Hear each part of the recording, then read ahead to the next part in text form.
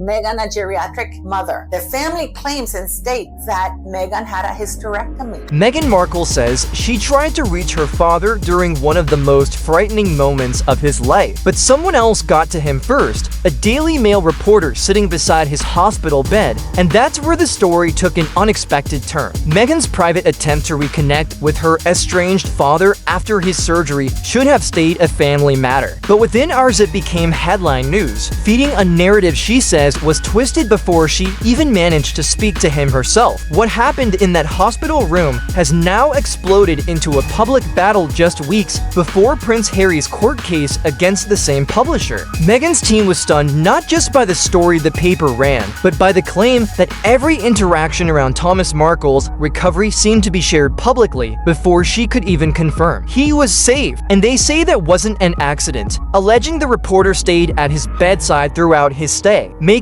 private communication nearly impossible, calling it a breach of clear ethical boundaries. The Daily Mail, however, says none of this happened as Meghan claims. According to DMG Media, Thomas personally contacted journalist Caroline Graham when he fell ill, invited her to the Philippines, and gave full consent for access to his details, insisting she was there to help him as a friend. That raises the looming question: if Thomas freely invited the journalist, why did Meghan's messages still fail to reach him? Her team says they spent days trying to locate him and get a message directly into his hands, facing exceeding difficulty until trusted contacts finally delivered it. The timing raises unsettling questions about who controlled information inside that room, especially given the painful history between Meghan and her father, from the 2018 wedding fallout to staged paparazzi photos, leaked conversations, press interviews, and the private letter published by the Mail on Sunday, which Meghan said marked the end of their relationship. Reaching out after surgery wasn't just a phone call. It was an emotional risk, and once again it became a headline. All of this unfolds just weeks before Prince Harry's major lawsuit against the Mail's publisher, alleging unlawful information gathering, charges the company denies, adding tension to an already volatile situation. Public reaction is fiercely divided. Some say no reporter should be in a patient's hospital room when family is trying to reach them. Others argue Meghan is misdirecting blame if Thomas invited the journalist, and some believe the timing is strategic ahead of Harry's court battle. What stands out is that Meghan wasn't seeking publicity. She tried to contact her father privately, something rare since 2018, and the fact that her attempt turned into another media spectacle underscores the tragedy at the heart of the story: a daughter trying to reach the father she once loved, while a media machine stands between them, shaping the narrative. Whether Meghan's account is right, the Daily Mail's is right, or the truth lies somewhere in between. The real issue is whether this crisis pushes Meghan and Thomas further apart or becomes the final breaking point in a fragile relationship already strained by years of public scrutiny.